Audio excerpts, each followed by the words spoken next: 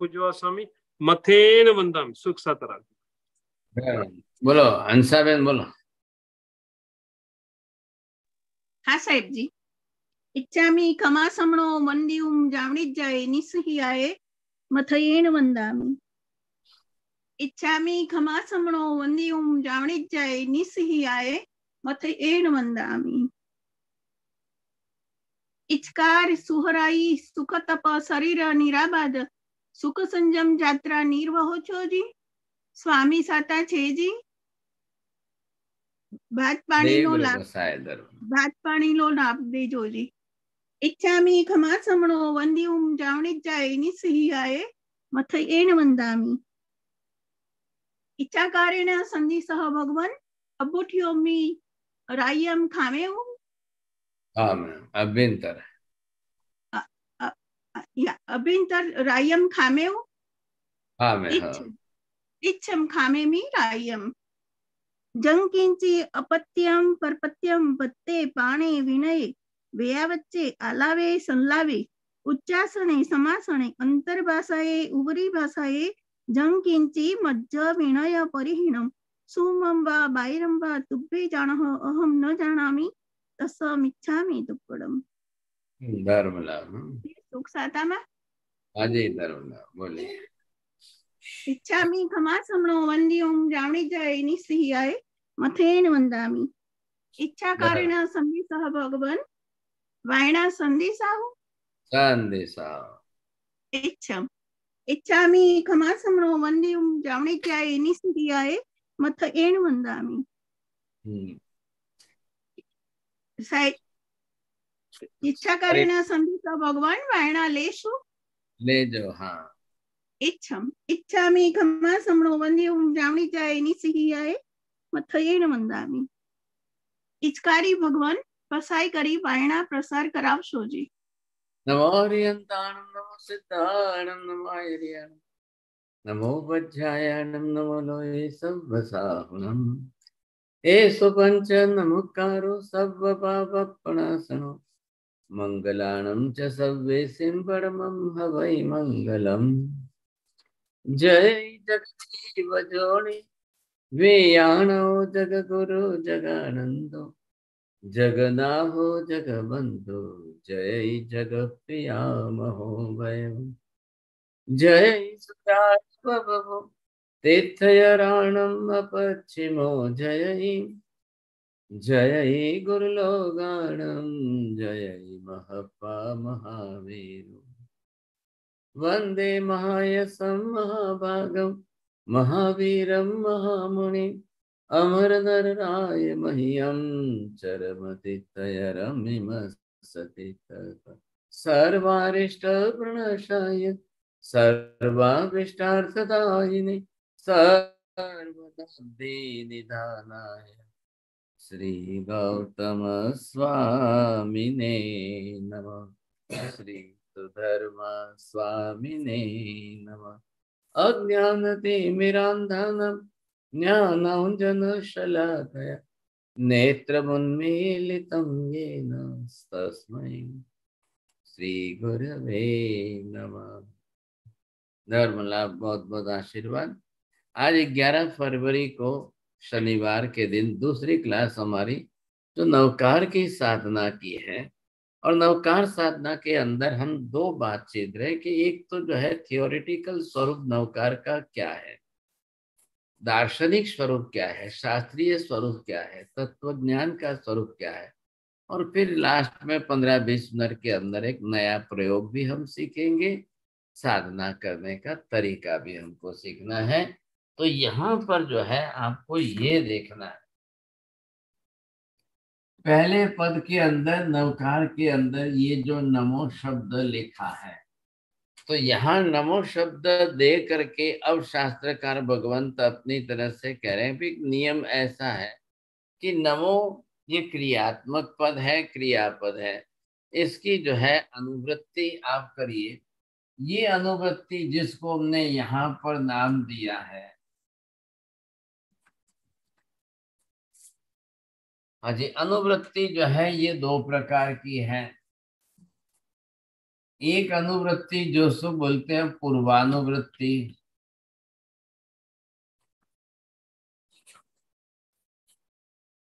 और दूसरी अनुवृत्ति यहाँ पर जो होती है वो पश्चानुवृत्ति की है।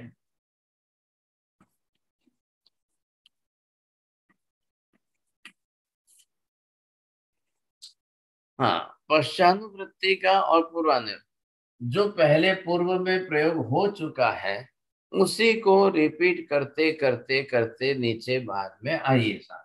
तो ये जो है पहले हो चुका है, दूसरे पद में फिर लेना है, तीसरे पद में फिर लेना है, चौथे पद में फिर लेना है, पांचवें पद में आपको रिपीट करते हुए पुनः लेना। तो यहाँ पर जो इसकी अनुवृत्ति चल रही है, मतलब एक बार जिस पद का प्रयोग कर चुके हैं उसको वापस जो है अन्य नीचे के अन्य पदों में रिपीट करना है। तो यहाँ पर क्या किया कि इसको तो रिपीट करके साथ में ले रहे हैं, लेकिन अन्य पश्चानुपूर्वी का नियम दिया कि अगर आपको सब पद में नहीं लिखना है और एक ही पद में लिखना है तो आपको अर्थ करते समय सब में बैठाना, लेकिन सूत्र के अंदर एक में ही लिखना, ताकि आपको रिपीटेशन का प्रश्न न आए। तो ये नियम जो है आपने इधर देखा, तब दोनों के अंदर हम जब नियम देखेंगे, अब ये शब्द पांचवें पद के अंदर लिए हैं सर।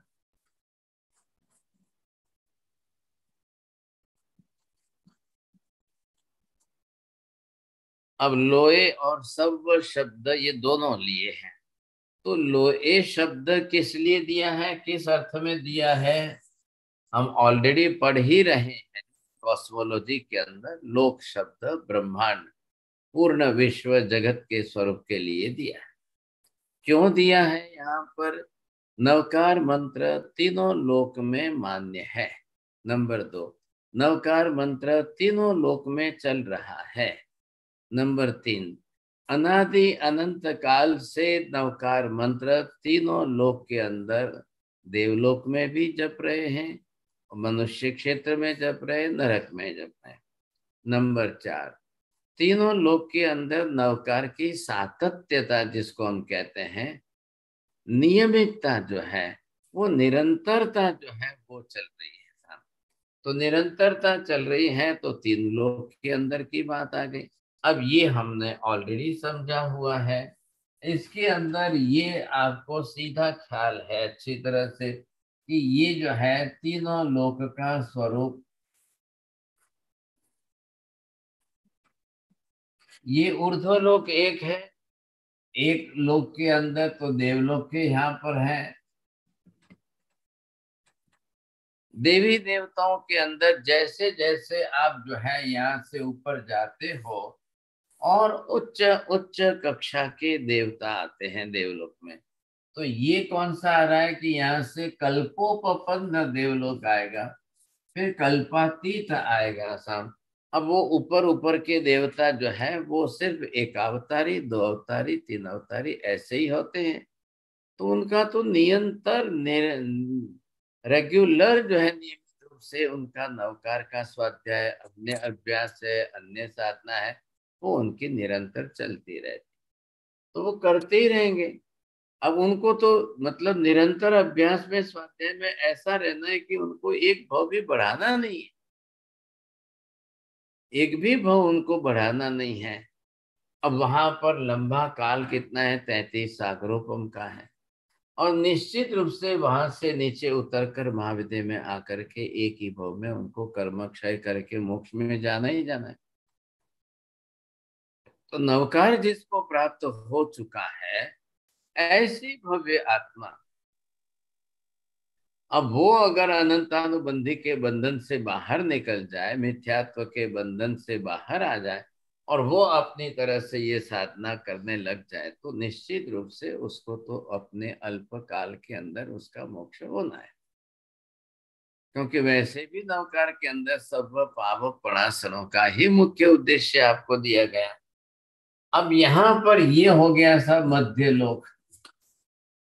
मध्य लोक के अंदर, तिरछा लोक के अंदर मनुष्य लोक है, मनुष्य लोग 2.5 द्वीप समुद्रात्मक है, और 2.5 द्वीप समुद्र के अंदर 5 महाविद्य आ गए, 5 ऐरावत क्षेत्र आ गए, 5 भरत क्षेत्र आ गए। तो इन 15 ही कर्म भूमियों में 5 महाविद्य में तो तीर्थंकर भगवंत हमेशा होते ही होते हैं। महाविद्य के अंदर 5 महाविद्य में एक भी दिन बिना तीर्थंकरों का कभी खाली जाता ही नहीं है। आगे बात ख्याल में? बोलिए श्वेता बहन ji, can you repeat the sentence? 5 महाविद्यों में एक पण दिन तीर्थंकर के बिना जाता ही नहीं है, खाली जाता नहीं है, खाली जाता है। ठीक है ना। नंबर 2, 5 महाविद्यों में एक भी दिन जो है बिना केवली का खाली जाता ही नहीं है। नंबर 2। नंबर 3 जो है 5 महाविद्य क्षेत्र में एक भी दिन बिना गणधरों का भी खाली जाता ही नहीं है। नंबर 4, 5 महाविद्य में एक भी दिन कभी बिना आचार्य महाराज का खाली जाता ही नहीं है। नंबर 6, 5 महाविद्य में एक भी दिन कभी उपाध्याय जी के बिना का खाली जाता ही नहीं है। नंबर 7, 5 महाविद्यों में कभी भी एक भी दिन बिना साधु का खाली नहीं जाता है। नंबर 8, 5 महाविद्यों में कभी एक भी दिन बिना साध्वी जी का खाली जाता ही नहीं है। नंबर 9, 5 महाविद्यों में कभी एक भी दिन जो है बिना श्रावक श्राविका का खाली जाता ही नहीं है। नंबर 10, 5 महाविद्यों में एक भी दिन कभी बिना सम्यक दर्शन प्राप्त किए हुए खाली जाता ही नहीं है। अगर किसी ने ग्रंथि भेद ही नहीं किया, सम्यक दर्शन नहीं पाया, ऐसा एक दिन भी कभी खाली नहीं जाएगा। अब सब सेंटेंस तो आप बोलने से रहे साहब, you can note down all this. अब ये मतलब क्या है? वहां की परमानेंट सिस्टम है। आ रही है बात ख्याल में? अब जब परमानेंट सिस्टम है तो हमेशा ही शाश्वत रूप से त्रिकाल नित्य रूप से ये वहां की सिस्टम है। तो आगे 5 परमेष्टि नवकार तो वह हमेशा रहेगा ही रहेगा। हाँ, हमारे भरत ऐरावत क्षेत्र के अंदर जो है जब जब चौथा आ रहा होता है तभी सब कुछ महाविद्य के जैसा होता है। चौथा आरा समाप्त होने के बाद जब पंचम काल का कलयुग आ जाएगा, फिर छठे आरे के बाद आ जाएगी। सब छठे आरे के अंदर नहीं रहेगा धर्म। क्या करेंगे साहब? छठा आरा बहुत लंबा है, 21,000 बरस का काल रहेगा। पहले दूसरे आरे में यही परिस्थिति आएगी, नहीं रहेगा धर्म, तो क्या करेंगे आप? ये कालिक व्यवस्था है। This is only the destiny, you see, this system is according to the destiny. अब यहाँ इसमें कोई कर्म की थ्योरी, कर्म की फिलोसफी की बात बीच में नहीं आ रही। ये है यहाँ की परिस्थिति, आप समझ सकते हो। तो ये जो सिस्टम हमारी जिस तरह की जैसी चल रही है, क्षेत्र और काल की दृष्टि की जो हमारी सिस्टम है, तो क्षेत्रीय दृष्टि की सिस्टम 5 महाविद्य क्षेत्र में, 5 भरत क्षेत्र में, 5 ऐरावत क्षेत्र में अलग अलग प्रकार की। चलो इन 5 कर्म भूमियों को छोड़ दो, इनके बाद की 30 अकर्म भूमि में, 56 अंतर्द्वीप में, अन्यत्र तो कहीं पर भी धर्म ही नहीं होता है। वहां तो व्यवस्था ही नहीं है, तो क्या करेंगे सोचिए आप। तो ये जो है, अब आई बात आपको। अब नंबर 3 में कौन सा है? अधोलोक का नरक क्षेत्र है। अब नरक क्षेत्र में जो धर्मिष्ठ आत्मा गए हैं उनको वहां पर विभंग अवधि ज्ञान से ख्याल आने पर इतनी परमाधामी की वेदना के सामने नवकार मंत्र के स्मरण के सिवाय दूसरा कोई विकल्प नहीं। अब वहां कोई आमिल उपवास तो होते नहीं है साहब, सामयिक प्रतिक्रमण तो होता नहीं है साहब। अब परमाधामियों की वेदना के सामने उनको सिर्फ नवकार के स्मरण के सिवाय दूसरा कोई विकल्प नहीं। हाँ, तो ये हो गया तीनों लोक के अंदर। तो यहाँ पर जो लोए और सव शब्द ये जो लिया गया है, अब ये पश्चानुपूर्वी से आपको 5वें पद में होते हुए भी इसी लोए और सव शब्दों को 4थे पद में भी आपको लेके अर्थ करना है, 3रे पद में भी आपको लेकर के अर्थ करना है। तो ये आप इसको यहाँ से ऐसे रिवर्स में ऊपर चढ़ाइए। दूसरे पद में आपको वही अर्थ सेम करना है, समझे कि नहीं। और फिर आकर आप पहले पद में आ गए तो यहाँ पर भी आपको बरोबर, तो पहला पद किसका है? अरिहंत का पद है। दूसरा पद किसका है? सिद्ध का पद है। तीसरा पद किसका है? आचार्य का पद है। चौथा उपाध्याय जी का है। पांचवा साधु का पद है। इन पांचों पदों के अंदर पांचवें पद में से लोए और सब्व शब्द लेकर के चौथे, तीसरे, दूसरे, पहले में सब में आप चलते हुए अर्थ करके बैठाएंगे। और इन अर्थों को करने से ही,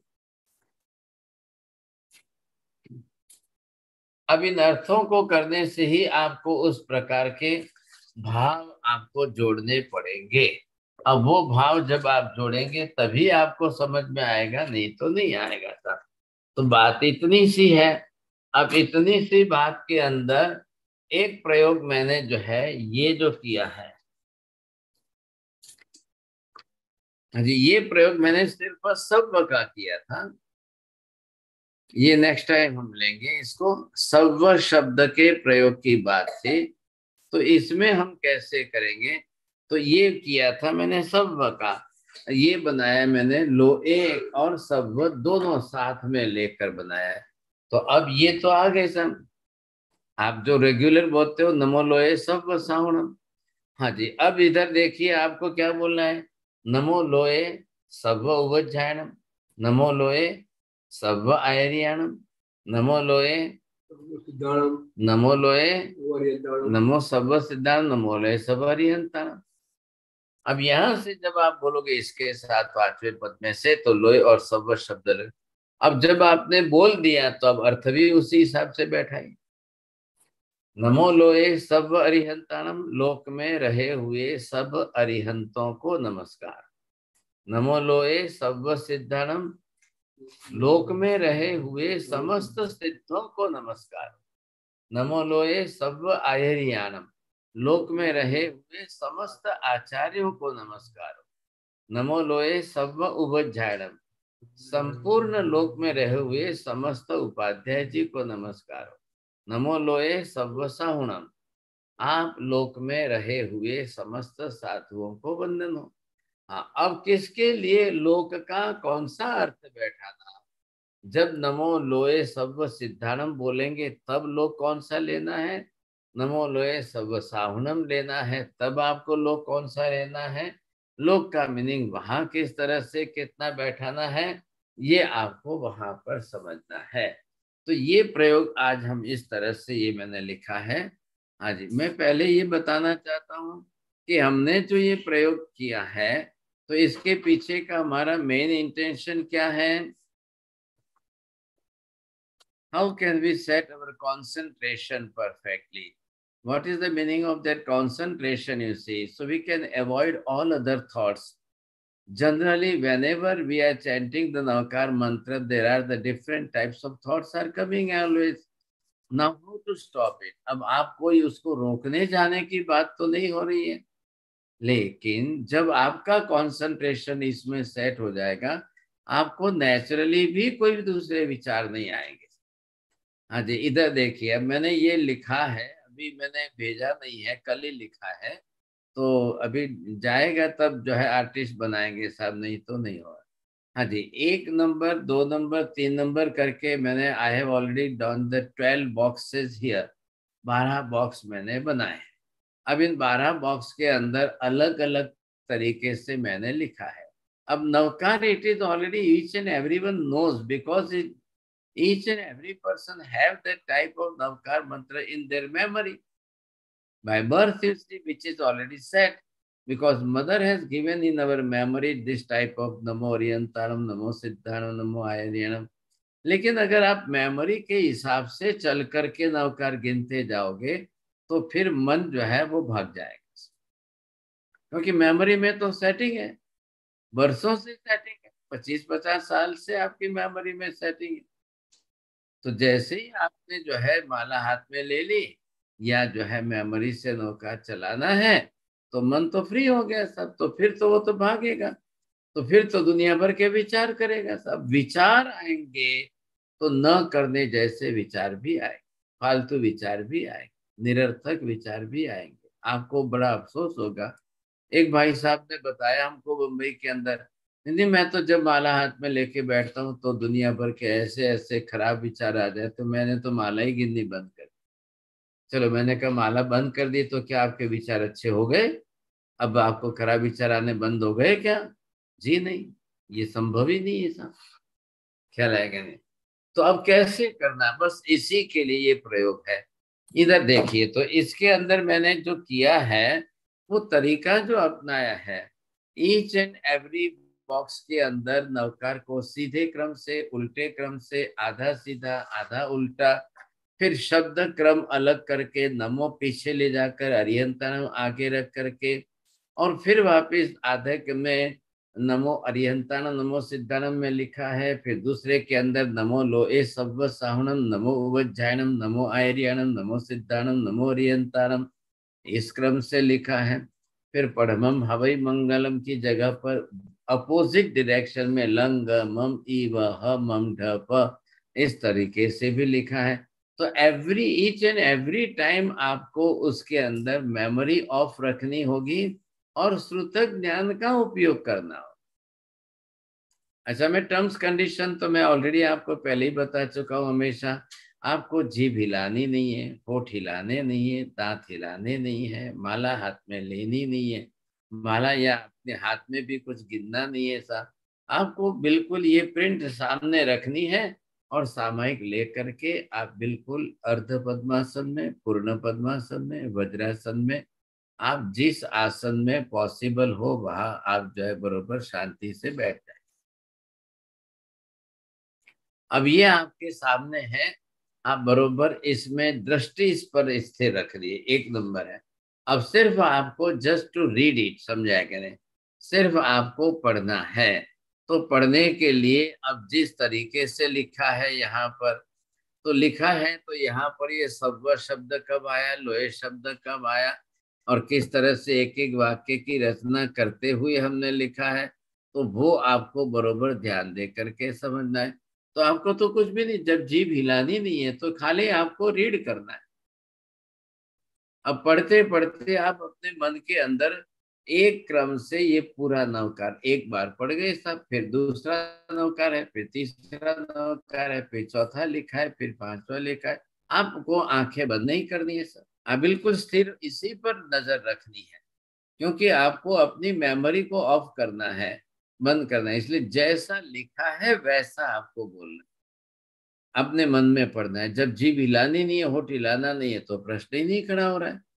फिर आपको अपने मन में जिस तरह से जैसा लिखा है, अब ये लोए सब अरियताम लोए सब सिद्धानम लोए सब आयरियन लोए सब उपजन लोए सब सावणम। अब इसके बाद में पाव सब पणासनो मंगलानम च सवेसिम पंच एसो नमकारो पड़मम मंगलम हवै, शब्द को आगे पीछे किया है, क्रम बदला है। अब ये बरोबर आप जब करते जाओ, ये दूसरा बॉक्स हो गया, फिर तीसरा बॉक्स हो गया, चौथा बॉक्स हो गया, आपके 12 बॉक्स में 12 नवकार गिने जाएंगे। और बहुत स्लोली चलिए, बहुत धीरे धीरे चलना है, क्योंकि अंदर लिखा हुआ पढ़ना है। और फिर जीभ हिलानी नहीं है, होठ हिलाने नहीं है, आपको बिल्कुल दांत हिलाने ही नहीं है, प्रोनाउंसिएशन तो करना ही नहीं है, उच्चार ही नहीं करना है आप। अगर करने बैठ जाओगे तो फिर मन आपके कंट्रोल में नहीं रहेगा, सब फिर मन भाग जाएगा। ये हेतु यहाँ पर सबसे बड़ा है साहब। अब इधर देखिए साहब, जब 12 बॉक्स आपको एक बार रूटीन में पूरे आ गए साहब, अब यहाँ से जो है ये 12 बॉक्स आपके हो गए, ये 12 नंबर का बॉक्स है। अब आपको इधर से रिवर्स चलना है, 12 नंबर से 11 नंबर, फिर 9 नंबर, फिर 8 नंबर कहाँ पर है, फिर 7 नंबर कहाँ पर है, 6 नंबर कहाँ से, फिर वापिस आपको लास्ट में 1 तक आना है। बस वो क्रम ही तो बदला है, बाकी तो एज इट इज लिखे हुए जैसे है वैसा ही है। फिर वापिस तीसरे राउंड में आपको 1 से लेकर के 12 तक आना है। फिर वापिस जो है चौथे राउंड में 12 से लेकर के आपको 1 तक चलना है। फिर 5वें राउंड में 1 से लेकर के फिर वापिस आपको 12 तक आना है। फिर वापिस 6ठे राउंड में आपको 12 से लेकर के फिर अपोजिट डायरेक्शन में 1 तक आना है। फिर वापिस 7वें राउंड में आपको 1 नंबर से लेकर 12 नंबर तक चलना है। फिर 8वें राउंड में 12 से लेकर के अपोजिट डायरेक्शन में वापिस आपको 1 तक आना है। और लास्ट राउंड 9वां है, तो 9वें राउंड में फिर वापिस 1 से 12 तक आना है। आप भी जानते हो 12 बॉक्स में है, 9 बार आप 9 राउंड कर लोगे 108। आप 12 मल्टीप्लाइज बाय 9 इससे 108 हो जाएगा। अब आपकी हो सकती है कि शायद इस तरीके से करने पर आधी सामयिक हो जाए, किसी की पौनी सामयिक हो जाए, किसी की पूरी सामयिक। लेकिन जब आप देखोगे कि 108 आपके नौकार हो जाए आधी पौनी सामयिक में, या टाइम से मतलब नहीं है, तब आपको लगेगा एक भी फालतू विचार ही नहीं आया, कोई फालतू विचार ही नहीं आया। ये बड़ा फायदा कितना अच्छा हो गया साहब, एक भी विचार ना आना, और बिल्कुल इतनी बड़ी स्थिरता जो हमारी लाइफ में कभी नहीं हुई साहब, लाइफ में कभी नहीं हुआ। हमेशा बार बार विचार आते रहते थे, विचार आते रहते थे, विचारों को हम करते रहते थे, नौकार भी गिनते रहते थे, ये हमारा चक्कर चलता ही रहता। लेकिन आज पहली बार ऐसा होगा, देखिए सर, नौकर वही है, कोई लंबा चौड़ा कोई फर्क नहीं पड़ा, एक शब्द बढ़ा नहीं, एक शब्द घटा नहीं। 68 अक्षर जो 68 अक्षर है उसमें एक कम नहीं हुआ, एक ज्यादा नहीं, बरोबर चल रहा है सर। तो ये जो जिस तरह से आप अर्थ, अब आपको जो अर्थ चिंतन या अर्थ भाव आदि जो भी लाने हैं, जो भी लेने हैं, वो बरोबर आप लेंगे सर। अर्थ भाव में आएंगे, समझेंगे। अब ये पूरा चलेगा। अब जैसे जैसे आप इसका प्रयोग करोगे, करते करते ही आपको एक्सपीरियंस होगा सब।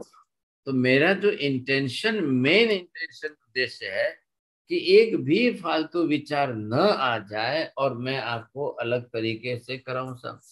फिर वापस ये दूसरा है, ये मैंने आपको अभी कराया है, ये दूसरा नेक्स्ट सैटरडे के लिए है। ये फिर वापस तीसरा है, फिर ये वापस 4th सैटरडे के लिए है। तो मैं रेगुलर लिखता हूँ अलग अलग प्रकार के जो है, तो वो जो जिस तरह से बना करके लिखता हूँ, तो उसका पूरा मतलब आर्टिकल भी है साथ में, नहीं है ऐसी बात नहीं है। तो वो लिखने से पूरी समझ में आ जाए बात जो है अच्छी तरह से।